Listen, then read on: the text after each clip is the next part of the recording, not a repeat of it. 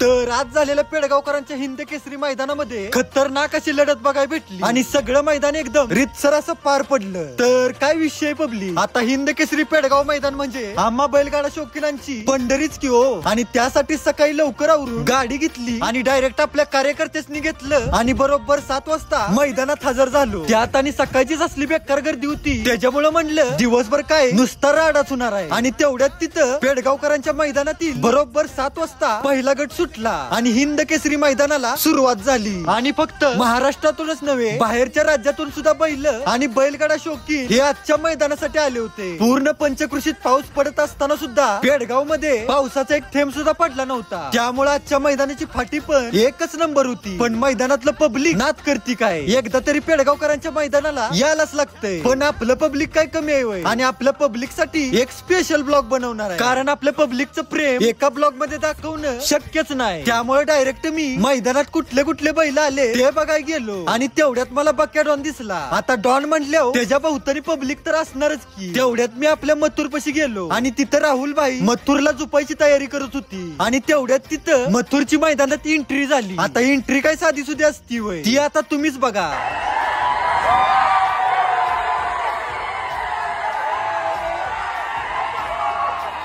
पण खरी मज्जा तर सेमीला येणार होती, कारण सेमीच्या चिठ्ठ्या अशा निघल्या होत्या त्याचा कोणी विचारच केला नव्हता। आणि ते विषय मी तुम्हाला पुढच्या ब्लॉग मध्ये सांगतो। त्यामुळे व्हिडिओ आवडला असल्यास आत्ताच आपल्याला फॉलो करून ठेवा। आणि अजून मैदान संपलं नाही बरं का, उद्या अजून आदतचा हिंद केसरीचा मानकरी आपल्याला बघायला भेटणार आहे।